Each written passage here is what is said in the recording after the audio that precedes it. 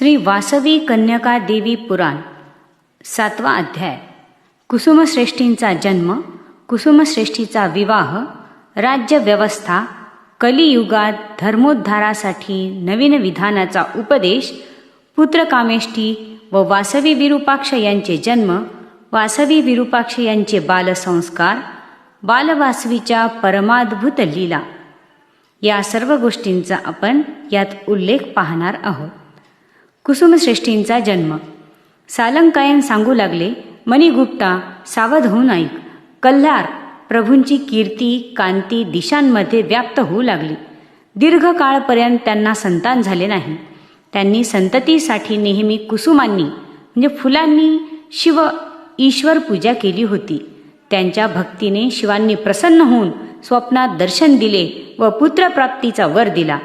त्या वराच्या प्रभावाने कल्हर यांच्या घरात एक पुत्र जन्माला. तेव्हा एक नवल घटना घडली. आकाशातून कुसुमांची म्हणजे फुलांची वर्षा झाली म्हणून कल्हर यांनी आपल्या मुलाचे नाव कुसुमश्रेष्ठी ठेवले. वैश्यकुमारांनो, आता तुम्हाला एक गुप्त विषय सांगणार आहे. सावधान होऊन ऐका. द्विज म्हणजे मुंज होणारे वंशांच्या प्रथम पितृदेवतांबाबत हरिवंश आदी पुराणांमध्ये सांगितले गेले आहे. हे देखील सांगितले गेले की पितृदेव हे देवतांपेक्षाही प्राचीन होते. आदी काळात ब्रह्मदेवाच्या सभेत वैश्यांच्या गोत्रांच्या आधिक्याबाबत ज्याने ब्रह्मदेवाला निवेदन केले होते तो सोमदत्त नावाचा वैश्य गणाधिपती होता. तोच वैश्यांचा प्रथम पितृदेव होता. त्याच्याच निवेदनावर प्रसन्न होऊन ब्रह्मदेवाने वैश्यांना श्रेष्ठी ही पदवी प्रदान केली होती. तो सोमद अध्याय 4 मध्ये याला सोमदत्त म्हटले आहे. अत्यंत महिमायुक्त होता आणि आदी पराशक्तीचा परमप्रिय भक्त होता. कालांतराने त्याच सोमदाने समाधी नावाने जन्म घेऊन पराशक्तीकडून सबांधव मोक्षप्राप्तीचा वर प्राप्त करून घेतला होता. त्यानंतर जेव्हा तुमचे पूर्वज कैलासवासी झाले तेव्हा तो समाधी सोमदत्त या नावाने जन्म घेऊन कैलासवासी सिद्ध वैश्यांचा नेता बनला. त्यानेच परांबिकेची अंशावतारिणी कार्तिकन्या हिला कन्या रूपात प्राप्त केले होते. तोच सोमदत्त कलियुगात कल्हर प्रभूचा पुत्र कुसुमश्रेष्ठी झाला. वर सांगितलेल्या सर्व बाबी फारच प्रधान तथा नेहमी आठवणीत ठेवण्याजोग्या आहेत. कुसुमश्रेष्ठीचा विवाह. राज्याची शासन व्यवस्था. भास्कराचार्य यांच्या मार्गदर्शनाने कुसुमश्रेष्ठीने वेद वेदांग 6 शास्त्रे राजोचित सर्व विद्या यांचे पूर्णपणे अध्ययन केले. तरुण होताच त्याचा विवाह मणिकुंडल नामक वैश्योत्तमाची कन्या कुसुमांबा हिच्याशी करण्यात आला. नंतर कल्हर प्रभू यांनी कुसुमश्रेष्ठीकडे राज्यकारभार सोपविला व ते वानप्रस्थ वनात राहून धर्माचरण करणारे झाले. कुसुमश्रेष्ठी यांनी 18 नगरांच्या नगरस्वामींची एक समिती स्थापन केली. त्या समितीच्या मतानुसार लोकशाही पद्धतीने राज्यपालन करण्याची सुव्यवस्था करून कुसुमश्रेष्ठी प्रजाप्रमुख राजे झाले. ते शेतकऱ्यांचे कल्पतरू झाले. हजारो गोमठांची निर्मिती करून पशुधनाची खूप वृद्धी केली. सर्व सुविधांनी युक्त असलेल्या मोठ्या मोठ्या नावा तयार करून समुद्र व्यापार फार वाढविला. योग्य कवी, पंडित, शिल्पकार आदी ललितकला निपुणांना आश्रय देऊन कलांच्या वृद्धीमध्ये मोठा सहभाग दिला. कुसुमश्रेष्ठींना ललितकला पोषक म्हणू लागले. कुसुमश्रेष्ठींच्या शासनात सर्व लोक वर्णाश्रम धर्माचे पालन करीत होते. दररोज देवयज्ञ, पितृयज्ञ, भूतयज्ञ आदी पंचयज्ञ होत होते. धर्मशास्त्रानुसार ब्रह्मयज्ञ वेदशास्त्र पठन, देवयज्ञ म्हणजे पूजा व होम, पितृयज्ञ म्हणजे तर्पण, भूतयज्ञ म्हणजे बलिवैश्वदेव, मनुष्ययज्ञ म्हणजे अतिथी भोजन हे पंचमहायज्ञ आहेत. जीवनातील 16 संस्कार थाटामाटात करीत होते. लोक सदाचार परायण होऊन जगत होते. वैश्यकुमारांनो, वेदकाळातील धर्मार्य सभा, राजार्य सभा, प्रजार्य सभा नामक 3 संस्थांच्या अधीन राहून गणतंत्र पद्धती नियमाने या आर्यावर्ताचे शासन चालत होते. त्या संस्थांमध्ये अधिक संख्येचे सदस्य वैश्यच असायचे. वैदिक साहित्याने स्पष्टपणे सांगितले आहे की आदी काळापासूनच वैश्य वर्णास प्रजाशासनाचा किंवा राज्यपालनाचा भरपूर अनुभव होता. ही नेहमी ध्यानात ठेवण्याची बाब आहे. अशा प्रकारे सालंकायन यांनी मणिगुप्तादी वैश्यांना आर्य वैश्यांचा वंशक्रम व त्यांच्या राज्यपालनाच्या विशिष्ट विधानांबाबत सांगून त्यांचे श्रवण कुतूहल आणखी वाढविले. मणिगुप्तादी वैश्यांनी कुसुमश्रेष्ठींच्या कन्येच्या रूपाने अवतरलेल्या श्री वासवी कन्यकेच्या अवताराचे कारण व त्या देवीची दिव्य गाथा सांगण्याबाबत प्रार्थना केली. तेव्हा सालंकायन मुनी सांगू लागले, कलियुगात धर्मोद्धारासाठी अनुसरणीय नूतन विधानाचा उपदेश. वत्सांनो, घोर कलियुगात भयानक हिंसा, अधर्म, निरंकुशता, स्वार्थीपणा आदी असहनीय दुर्गुण वाढले. भूलोकात फसविणारी माणसे छळ व कपट यांनी इतरांची संपत्ती लुटत आहेत. कामुक होऊन अन्य स्त्रियांबरोबर शृंगार क्रीडा करीत आहेत. मद्यपान करीत दुराचारी होत आहेत. रक्षकच भक्षक होत आहेत. सेवकच मालकांना मारित आहे. मुले त्यांच्या पत्न्यांच्या मोहजालात फसून आईवडिलांना घरामधून बाहेर हाकलीत आहेत. बंधू धनसंपत्तीसाठी आपसात लढून मरत आहेत. धन आणि बळ यांच्या गर्वाने राजे लोक क्रूर होऊन प्रजेचे सुख व संपत्ती लुटीत आहेत. भूलोकात जिकडे पाहावे तिकडे रक्ताची पिपासा म्हणजे तहान दिसत आहे. प्रत्येक ठिकाणी दीनांचे आर्तनादच ऐकू येत आहेत. वर्णाश्रम धर्मनियमांचा नाश होत आहे. दुष्टपणा बेहद वाढत आहे. शिष्टतेचे रक्षण होत नाही. जिकडे तिकडे हिंसेचा बोलबाला आहे. बलवान व धनवान यांच्या व्यवहारांमध्ये न्यायाचा मागमूसही नसतो. फक्त अन्यायच अन्याय दिसतो. अधर्माचाच अधिकार चालत आहे. धर्माची अशी भयंकर ग्लानी त्रिमूर्तींना सहन झाली नाही. ब्रह्मा विष्णू महेश समजले की आता दुष्टांना शिक्षा, शिष्टांचे रक्षण व धर्मोद्धार करण्याची वेळ आली आहे. पण ही कार्ये पूर्ण करण्यास योग्य व बरोबर मार्ग त्यांना सुचला नाही. सुयोग्य मार्गदर्शनासाठी ते आदिपराशक्तीजवळ जाऊन म्हणाले, हे देवी, प्रत्येक युगात दुष्टांना मारून सज्जनांचे रक्षण करण्यासाठी व धर्माची स्थापना करण्यासाठी आम्ही अवतार घेत राहिलो. परंतु पापांनी भरलेल्या या कलियुगात राजे लोक अधर्मी व निरंकुश झाले आहेत. आम जनता देखील सर्व प्रकारे धर्मभ्रष्ट झाली आहे.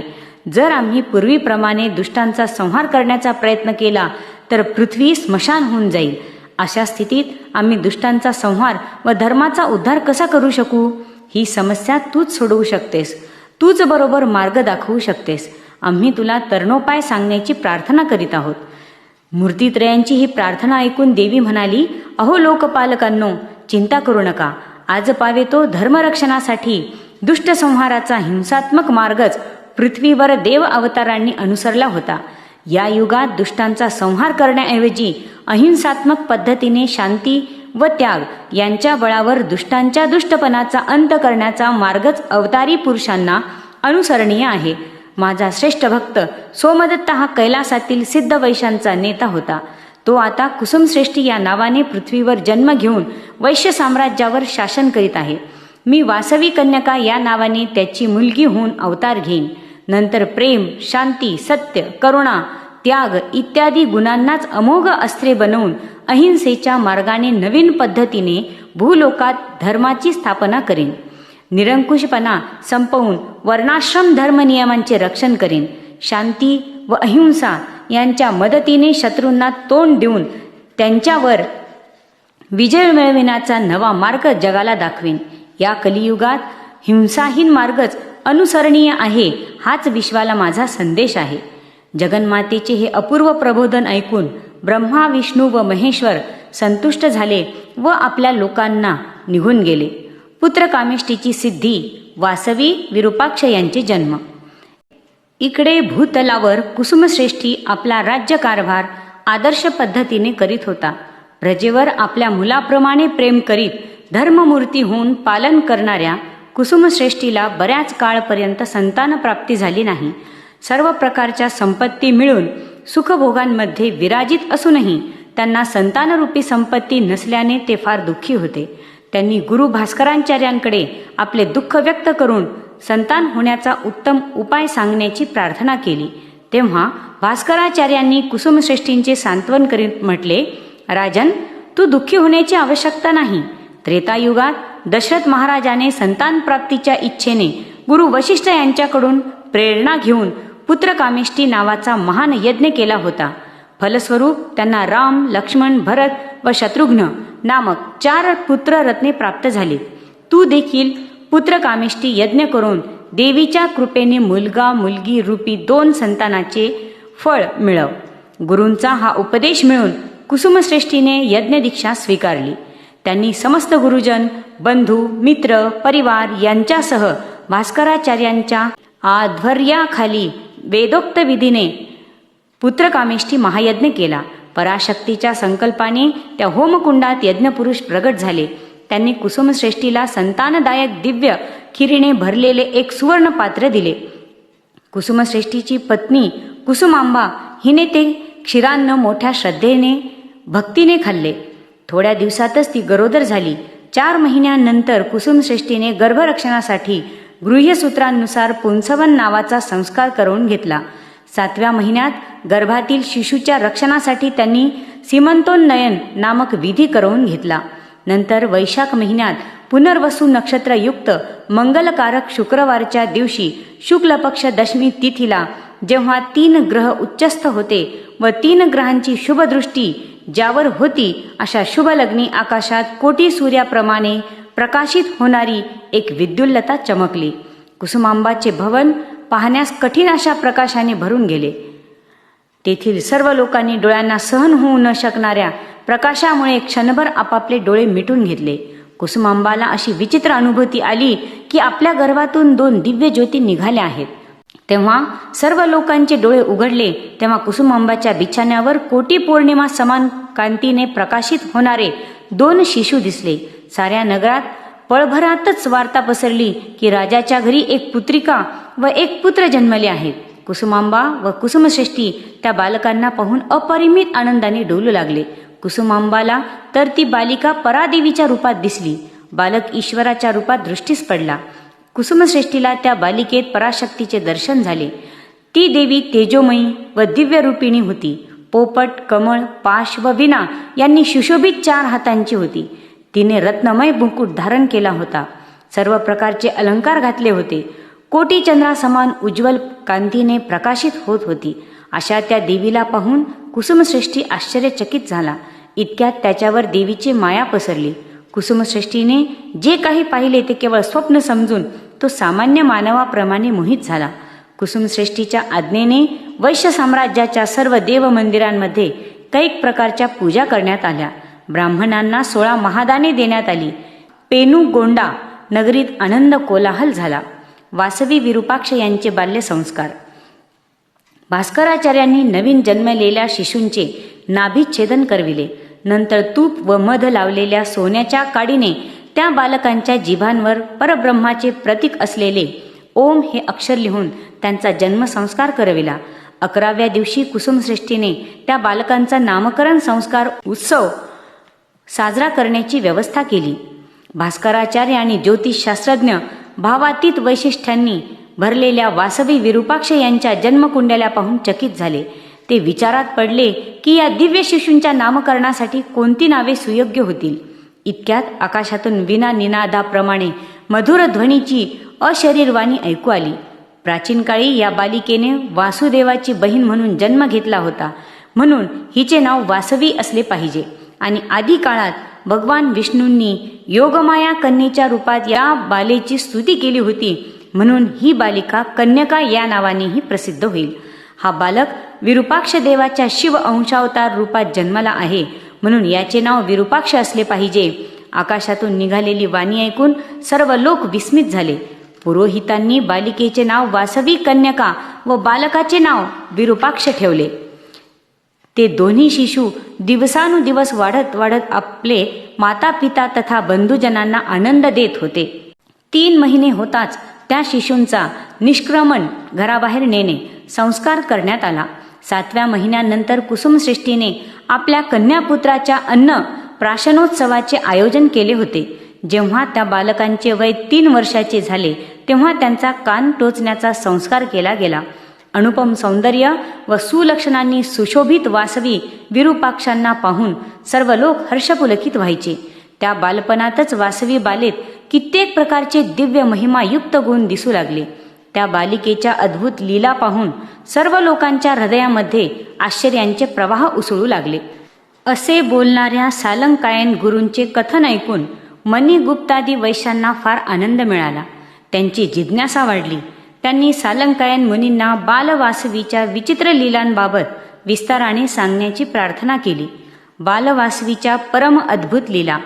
मणिगुप्तादी वैश्यांची प्रार्थना ऐकून व त्यांच्या उत्सुकतेने संतुष्ट होऊन सालंकायन मुनीवर सांगू लागले, बाळांनो, दीर्घकाळानंतर पुत्रकामेष्टीचे फळ म्हणून जी पुत्रिका व पुत्र जन्मले होते त्या वासवी विरूपाक्ष यांचे पालन पोषण कुसुमश्रेष्ठी व कुसुमांबा मोठ्या लाड कौतुकाने करू लागले. 3 वर्षाच्या वयात बालवासवी अन्न स्वीकार करण्यास नकार देत फार हट्ट करू लागली. कुसुमांबा मातेने वेगवेगळ्या गोष्टी सांगत व गोड गोड बोलत वासवी बालेस अन्न खाऊ घालण्याचे खूप प्रयत्न केले. असंख्य प्रयत्न करूनही बालवासवीने खाण्यासाठी तोंड उघडले नाही. कुसुमांबा कंटाळून रागावली. तिने बळजबरीने वासवी बालेचे तोंड उघडून पाहिले तर चकित झाली. कुसुमांबाला बालवासवीच्या तोंडात सारे ब्रह्मांड दिसले. सर्व प्रकारचे जीवसमूह, नाग, यक्ष, गरुड, किन्नर, गंधर्व, किमपुरुष आदी सर्व देवतागण, सर्व प्रकारचे पक्षीगण, जंतुजाल, सर्व ग्रहगोल, सर्व समुद्र व पर्वत, सर्व अरण्ये इत्यादींनी भरलेली सर्व चराचर सृष्टी त्या बालवासवीच्या लहानशा मुखात कुसुमांबाला दिसली. तिला बालवासवीच्या मध्ये पराशक्तीचे दर्शन झाले. कुसुमांबा अवाक होऊन आश्चर्य सागरात बुडून गेली. अचानक तिने आपले हात जोडून त्या बालिकेला नमस्कार केला. तिच्या डोळ्यांमधून आश्चर्याने भरलेली आनंदाश्रूंची धार वाहू लागली. बालवासवी आपल्या आईला पाहून हसली.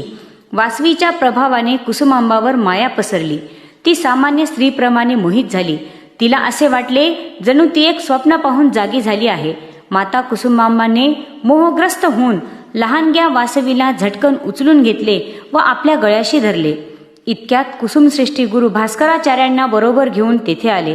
कुसुमांबाने घडलेली सर्व घटना व अनुभव याबाबत त्यांना सांगितले. तेव्हा तेथील सर्व लोक विस्मित झाले. बालवासवीच्या या अद्भुत लीलेबद्दल ऐकल्यावर त्यांच्या आश्चर्याला पारावार राहिला नाही. त्या घटनेबाबत अनेक प्रकारे विचार करू लागले. मायेच्या दिव्य प्रभावाने तेथील सर्व लोक वासवीचा प्रभाव ओळखू शकले नाहीत. निष्पाप मुलीप्रमाणे पाहत हसणाऱ्या त्या योगमाया कन्या अवतारिणी बालवासवीला पाहून गुरु भास्कराचार्य यांनी तिचा महिमा ओळखला. त्यांनी मनातल्या मनात अनंत आनंदाचा अनुभव घेतला. कुसुमश्रेष्ठीने त्या घटनेस कोणत्या तरी दुष्टग्रहाचा प्रभाव समजून ग्रहांच्या शांतीसाठी देवमंदिरांमध्ये सुयोग्य पूजाविधी करण्याचा आदेश दिला. मंत्री लोक प्रभूंच्या आज्ञेचे पालन करण्यास निघाले. अशा प्रकारे पराशक्ती अवतारिणी बालवासवीने आपल्या आईला निजतत्वाचे रहस्य व अद्भुत लीलेद्वारे प्रकट केले. सालंकायन मुनी आणखी सांगू लागले, वैश्यकुमारांनो, वासवी बालेच्या आणखी एका लीलेबाबत सावधान होऊन ऐका. वासवी बाला 5 वर्षाची झाली. तो नवरात्रीचा पर्वकाळ होता. परांबिकेच्या आराधनेसाठी राजभवनाच्या एका सुंदर कक्षात एक मंडप तयार करण्यात आला. त्यात ठेवण्यासाठी कुसुमश्रेष्ठीने ललिता देवीची एक मोठी सुंदर मूर्ती करून घेतली. त्या दिव्य मूर्तीच्या अलंकरणासाठी आवश्यक सर्व सुवर्ण अलंकार त्या मूर्तीजवळ ठेवून कुसुमांबा व कुसुमश्रेष्ठी इतर गोष्टींची व्यवस्था करण्यासाठी सेवकांबरोबर त्या कक्षाच्या बाहेर गेले. इतक्यात 5 वर्षे वयाची बालवासवी एकटी त्या कक्षात आली. तेव्हा तेथे दुसरे कुणी नव्हते. बालवासवी हार, कुंडल, बाजूबंद आदी सर्व प्रकारचे अलंकार स्वतः घालून पूजापीठावर जाऊन बसली. आपल्या हातांनी वरद अभय मुद्रा करून बालवासवी फारच सुंदर रीतीने हसत पाहू लागली. इतक्यात कुसुमांबा व कुसुमश्रेष्ठी यांनी गुरु भास्कराचार्यांबरोबर त्या कक्षात प्रवेश केला. दासादी सेवक अन्य पूजा द्रव्यांची ताटे घेऊन त्यांच्या मागे मागे आत आले. तेथे पूजापीठावर बाल त्रिपुर सुंदरी प्रमाणे बसलेल्या बालवासवीला पाहून आश्चर्यात पडले. राजदंपतीने विचार केला की बालवासवीच्या या कृत्यामुळे मोठा अपचार झाला आहे. असा विचार करून कुसुमश्रेष्ठी भयाने घाबरून गेले. इतक्यात वासवी बाला त्यांना महालक्ष्मी, महासरस्वती व महाकालीच्या रूपांमध्ये दिसली. इतर लोकांना बालवासवीमध्ये आपल्या इष्टदैवतांचे दर्शन झाले. काही लोकांना ती दुर्गा होऊन दिसली तर काही लोकांना चंडी, काही व्यक्तींना रामरूपात दिसली, काही व्यक्तींना ती कृष्णाच्या रूपात दिसली. भास्कराचार्यांना वासवीत भुवनेश्वरीचे दर्शन झाले. अशा प्रकारे वासवी बालेने अनेक रूपांमध्ये तेथील लोकांना दर्शन देऊन त्यांना अमर्याद आश्चर्यात बुडवून टाकले. ही अद्भुत लीला पाहून सर्व लोक तन्मयतेने वारंवार नमस्कार करू लागले. इतक्यात त्या लोकांवर योगमाया कन्येची माया पसरली. पळभरात बालवासवीत दिसणारी विभिन्न देवतांची सर्व रूपे अदृश्य झाली. तेव्हा सर्व लोकांना केवळ वासवी बालाच दिसली. त्वरित कुसुमांबाने पळत जाऊन वासवी बालेला पूजापीठावरून उचलून घेतले व तिने घाबरलेल्या डोळ्यांनी भास्कराचार्यांकडे पाहिले. आचार्यांनी हसून म्हटले, कुसुमश्रेष्ठी, कुसुमांबा, तुमच्या गतजन्मांचे पुण्य अनंत होते. त्याचाच प्रभावाने तुम्हाला महामहिमायुक्त कन्या प्राप्त झाली. पराशक्तीने या बालवासवीद्वारा आपल्या सर्व प्रमुख दिव्य रूपांच्या दर्शनाचे भाग्य आता आम्हाला दिले आहे. आपण सर्व धन्य झालो आहोत. असे म्हणून गुरु भास्कराचार्यांनी ललिता देवीच्या सुवर्णमूर्तीला शास्त्रोक्त विधीने अलंकार घातले. नंतर कुसुमांबा व कुसुमश्रेष्ठी यांनी पूजापीठावर त्या मूर्तीची स्थापना केली. गुरूंनी कल्पग्रंथातील विधीनुसार राजदंपतीकडून ललितांबिकेची पूजा करून घेतली. शरद नवरात्रीचे पर्वोत्सव महान वैभवात साजरे करण्यात आले. नंतर वासवी बालेच्या अद्भुत लीलांच्या चित्रविचित्र चर्चा साऱ्या राज्यात दर ठिकाणी होऊ लागल्या. अशा प्रकारे वासवी देवीने आपल्या बालपणीच कित्येक अपूर्व दिव्य लीला दाखविल्या. असे कथन करणाऱ्या सालंकायन मुनींचे भाषण ऐकून मणिगुप्तादी वैश्यांची मने पुलकित झाली. त्यांनी मुनिवरांना त्यानंतरची कथा सांगण्याची विनयपूर्वक प्रार्थना केली. सालंकायन म्हणाले, वैश्यकुमारांनो, वासवी व विरूपाक्ष क्रमाने वाढत 8 वर्षाचे झाले. भास्कराचार्यांच्या प्रेरणेने कुसुमश्रेष्ठीने त्या दोघांची मुंज करविली. वेदाभ्यासासाठी शिष्याला गुरुजवळ घेऊन जाण्यापूर्वी त्याला सर्व प्रकारची धर्मकृत्ये करण्याची, ब्रह्मचर्य व्रत स्वीकारण्याची व यज्ञमय जीवन प्रारंभ करण्याची योग्यता प्राप्त करून देणाऱ्या उत्तम संस्कारालाच उपनयन म्हणजे मुंज म्हणतात. कुणीही असो, तो जन्मतः क्षुद्रच असतो. उपनयन संस्कारानंतरच तो द्विज बनतो. उपनयन हा मनुष्याचा ज्ञानदायक दुसरा जन्म मानला जातो. उपनयनात बटू जे जानवे घालतो त्यात असणारे 3 धागे ज्ञान, कर्म व उपासना यांची प्रतीके आहेत. जीव शरीरधारी बनण्यासाठी आईच्या गर्भात प्रवेश करतो. तो जीवाचा पहिला जन्म समजला जातो. त्यानंतर ज्ञानप्राप्तीसाठी गुरुकुल रूपी आचार्यांच्या गर्भात प्रवेश करतो. तेथे यज्ञोपवीतधारी द्विज होतो. तेव्हा बालकाचा पिता व गुरु त्यास गायत्री मंत्राचा उपदेश देऊन ब्रह्मचर्यामध्ये प्रवेश करवितात. गुरु त्याच्याकडून वेदांगाचा अभ्यास करवून घेतात. अशा प्रकारे वेदाध्ययन करविण्याला वेदारंभ संस्कार म्हणतात. हे संस्कार प्राप्त केल्यानंतरच मनुष्य सदाचाराचे अनुष्ठान प्रारंभ करतो. श्रुती व स्मृती या सदाचारच सर्व धर्मनियमांमध्ये मुख्य धर्म सांगितला गेला आहे. सदाचारानेच दीर्घायू, सुसंतान, सर्व सद्गुण विकास प्राप्त होतात. सदाचार सर्व पापांचा नाशक आहे. इह पर सुखे देणारा आहे. सदाचारच अज्ञान व मोह यांच्या अंधकारात पडून व्याकुळ होणाऱ्यांना हातातला दिवा आहे. सदाचारानेच सत्कर्माची प्राप्ती होते. सत्कर्मांनी चित्तशुद्धी होते. त्या मानसिक शुद्धीने ज्ञानाची प्राप्ती होते आणि ज्ञानाने मोक्ष म्हणजे मुक्ती प्राप्त होते. मोक्ष हेच मनुष्य जन्माचे चरम ध्येय आहे. सर्व धर्मात सदाचारच श्रेष्ठ धर्म समजला जातो. तीच परम तपस्या आहे. असे सांगत सालंकायन मुनींनी मणिगुप्तादी वैश्यांना सदाचाराची गरिमा व महिमा सांगितली.